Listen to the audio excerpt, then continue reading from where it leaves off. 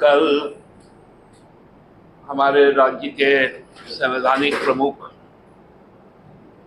माननीय राज्यपाल महोदय जी एक निजी न्यूज एजेंसी को बुलाकर कुछ वक्तव्य दिया।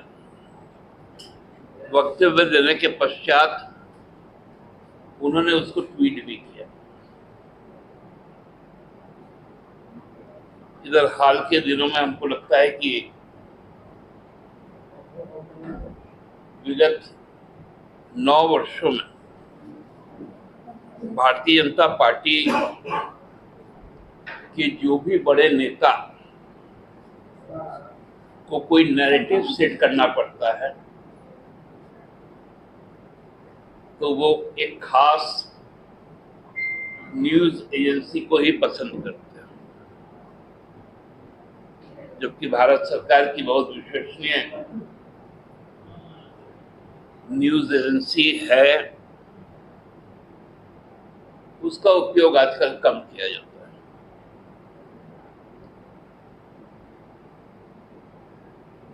माननीय राज्यपाल महोदय जी ने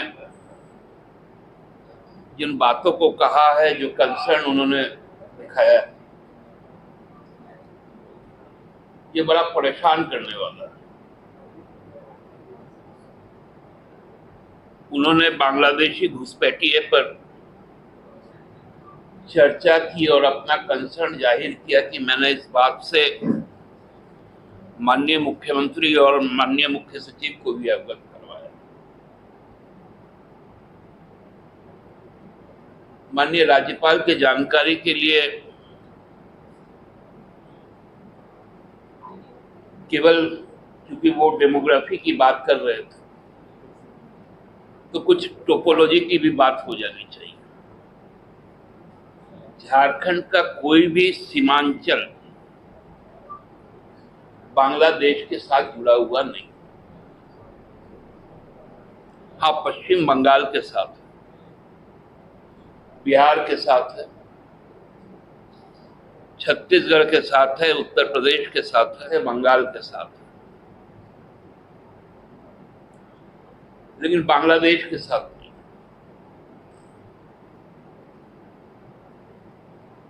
तो जबकि जो सीमा है देश का,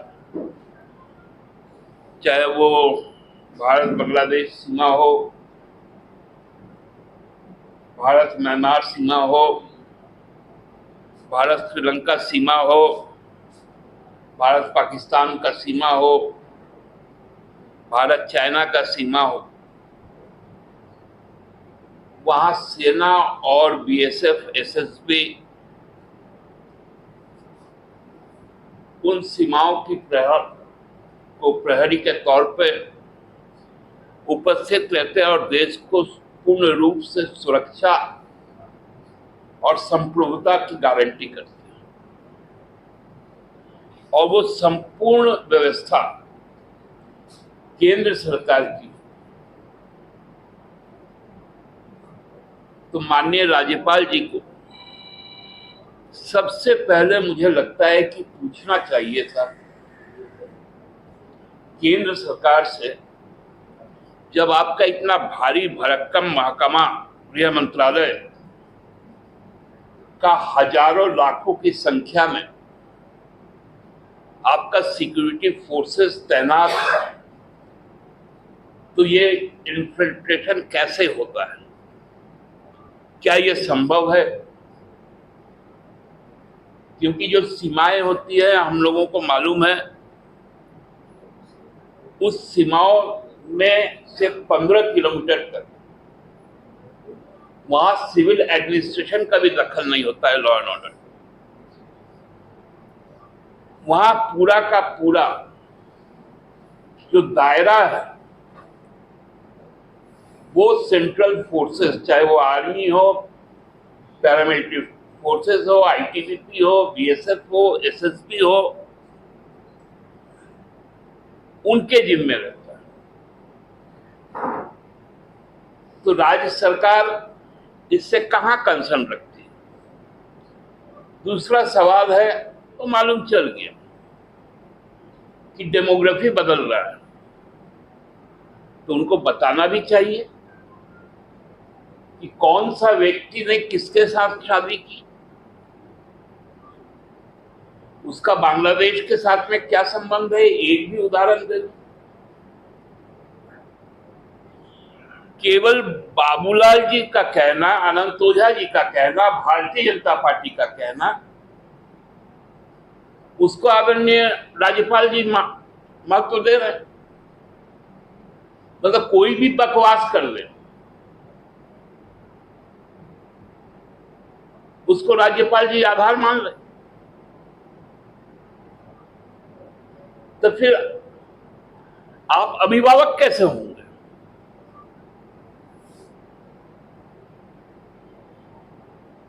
जब आपके पास आधार ही नहीं है। आधार तो आपके पास ये है कि जब मॉब लिंचिंग में फिर से बिल आने जा रहा है, तो आप एक नैरेटिव सेट कर रहे हैं असेंबली के लिए, भारतीय जनता पार्टी के लिए एक मुद्दा ला रहे हैं कि आपका यह बयान भारतीय जनता पार्टी सदन में उठाएगी, क्योंकि तकलीफ तो आपको मॉब लिंचिंग से, तकलीफ तो आपको 1932 के पहचान से है, तकलीफ तो आपको सरना धर्म कोड से है, तकलीफ तो आपको ओबीसी आरक्षण से है। तो अब यदि विधानसभा के भी मुद्दे विपक्ष का, भारतीय जनता पार्टी का, यदि माननीय राज्यपाल जी ही तय करेंगे, तब तो बड़ा विचित्र बात है।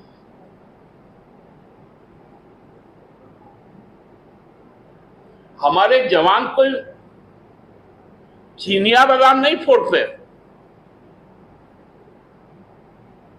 कि चिनिया बादाम खा रहे तब तक में कोई घुस गया। उनके हाथों में असलहा है, और मैं तो कई बॉर्डर्स में जाके देखा हूं, उसमें लिखा हुआ रहता है बड़े बड़े हल्फों में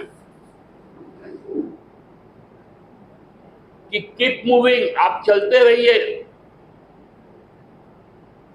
नहीं तो आप बुलेट के टारगेट में हैं।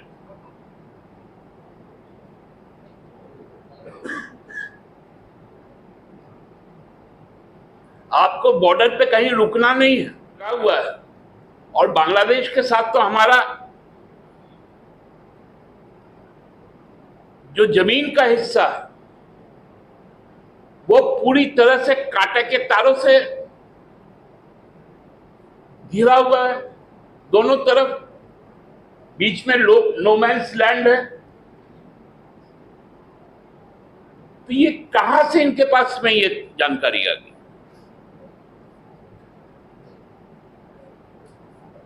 अब ये भारतीय जनता पार्टी के मुद्दे तय करने के लिए वहां पर है क्या?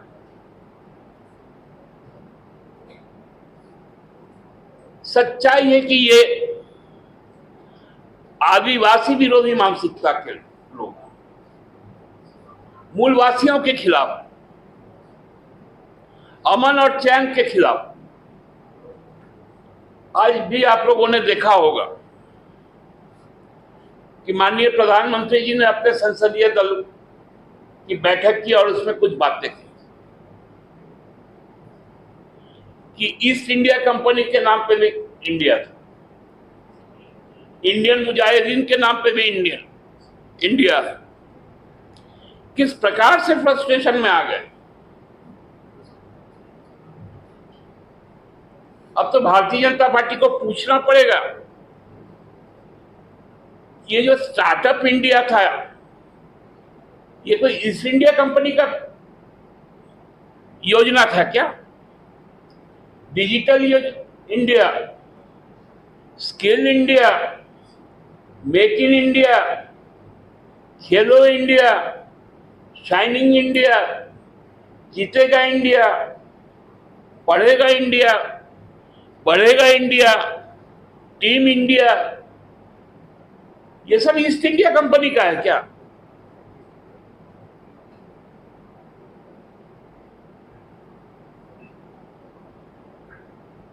आज भी मणिपुर जल रहा है।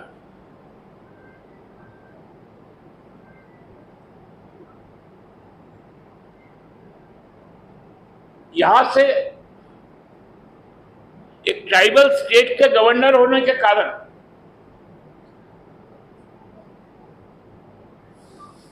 आदरणीय राज्यपाल जी को कंसर्न होना चाहिए था कि मणिपुर पर कुछ बोलते। आप तो इन दिनों हर राज्यों का स्थापना दिवस मना रहे हैं।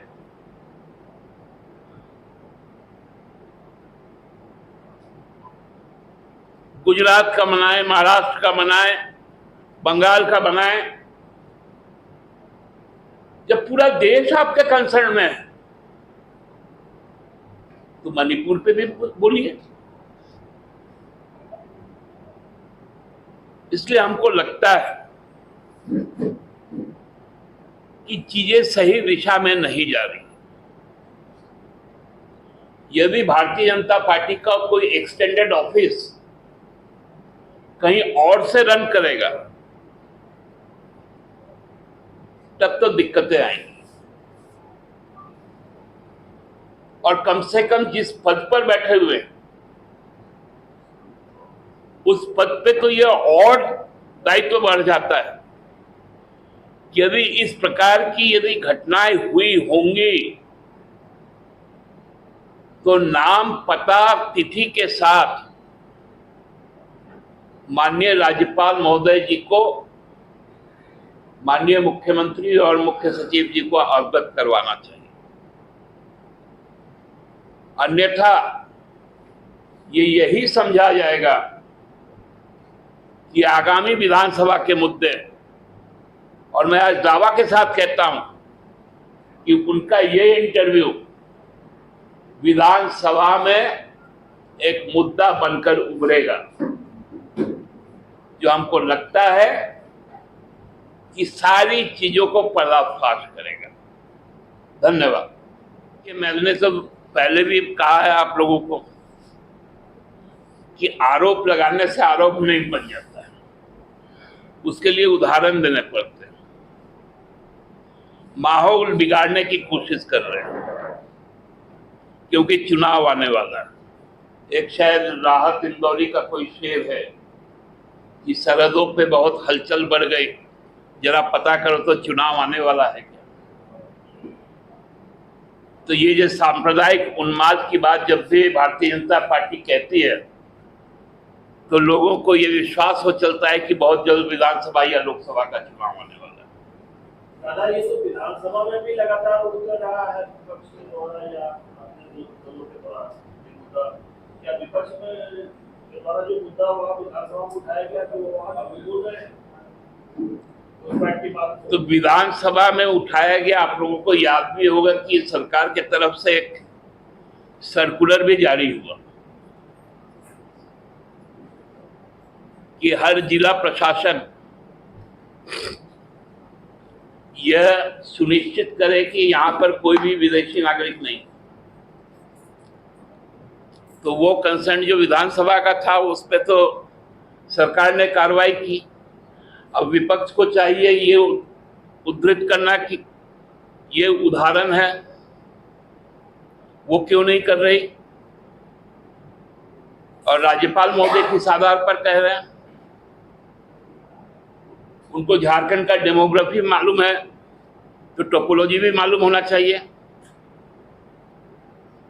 मेरा तो यही कहना है। सरकार देखेगी, सरकार ने उस पर हर जिला, आपके कंसर्न में ये बातें होनी चाहिए और शायद है भी कि हर जिला को इस बात के लिए ताकीद की। अब प्रशासन ही ना फैसला करती है, पता करती है, कोई पार्टी तो पता करती नहीं है। क्योंकि मेरे पास यदि सूचना होती तो मेरा तो बूथ लेवल वर्कर है, वो हमको बता देता। वो सूचना तो मेरे पास नहीं है। इसके लिए सरकार की जो स्पोक्सपर्सन है उनसे मुख्यमंत्री खंडन क्यों नहीं करवा देते हमारे यहाँ बांग्लादेश। अब ये सरकार से पूछिएगा ना, ये पार्टी नहीं तय करेगी। पार्टी का प्रवक्ता आपके सामने उपस्थित